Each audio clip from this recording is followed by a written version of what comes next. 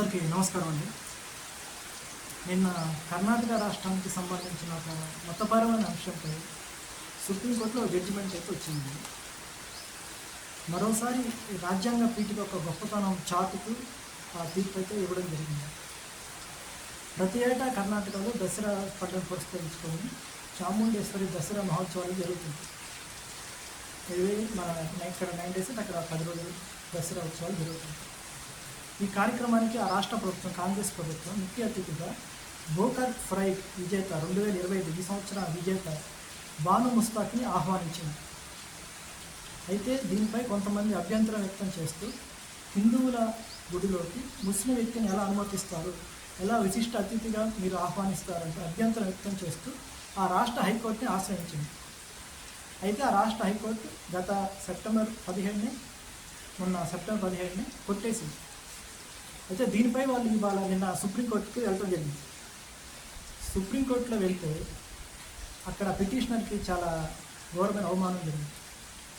మీరు ఎప్పుడైనా రాజ్యాంగ పీఠిక చదివారా, రాజ్యాంగంలో ఏముందో ఒకసారి గమనించారా మీరు అంటూ చాలా నిలదీసింది. రాజ్యాంగంలో ఏముంది పీఠికలో? ఈ రాజ్యాంగ ఆశయాల లక్ష్యాల సాగు మొత్తం ప్రధాన అంశాలన్నీ దాంట్లో పొందుపరిచి ఉంటాయి.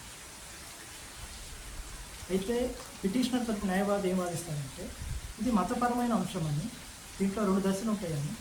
ఒకటి రిబ్బన్ కట్టింగ్, దాని వరకు మాకు ఎలాంటి అభ్యంతరం లేదు అని చెప్పారు. రెండోది గుడి లోపలికి రావాలి, అక్కడ మత సాంప్రదాయ ఆచారాలు ఉంటాయి, అవి హిందువులు మాత్రమే చేయాలి, మిగతా ముస్లిమేతర వ్యక్తిని ఎలా మీరు తీసుకొస్తారు అంటూ పిటిషనర్ తరపున న్యాయవాది వాదించారు. అయితే ఇది పూర్తిగా అభ్యంతరంగా ఉందని, కేవలం ముస్లిం వ్యక్తి అయినంత మాత్రాన ఆమెను ఎలా అడ్డుకుంటారని పిటిషన్ని కొట్టివేసింది. భారతదేశంలో పీఠికలో ప్రధానాంశాలైన స్వేచ్ఛ, సమానత్వం, సౌభ్రాతత్వం ఈ జాతీయ ఐక్యతకు ప్రధానంగా ఉన్నాయి, ప్రధాన అంశాలు ఉన్నాయి.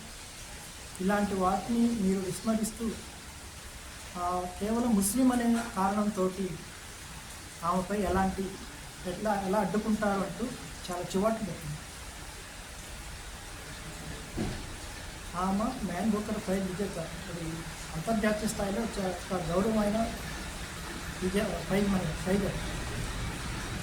అది కర్ణాటక రాష్ట్రానికి చెందిన వ్యక్తి వచ్చింది, ఇంకా స్వాగతించాల్సింది పోయింది. ఆమె విశిష్ట అతిథిగా వస్తే ఎందుకు కొత్తలైపోతున్నారు? మన దేశంలో అంత మంచి నవల హార్ట్ ల్యాంప్ అనే నవలకి ఆమె ఏడాదికి వచ్చింది ఆ ప్రైజ్. అలాంటి వ్యక్తిని మనం గౌరవించుకోవాలి కదా. హైకోర్టు కేసు కొట్టేసినా సరే సుప్రీంకోర్టు వరకు వెళ్ళలేదు, అక్కడ కూడా పిటిషనర్కి చివరికి తప్పలేదు.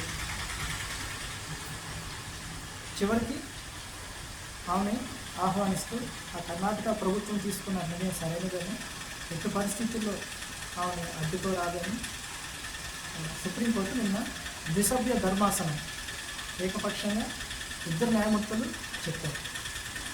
ఇది మన భారత రాజ్యాంగ పీఠిక యొక్క మనకు ముందుగానే మన రాజ్యాంగ నిర్మాతలు పొందుపరిచిన ప్రధాన అంశం.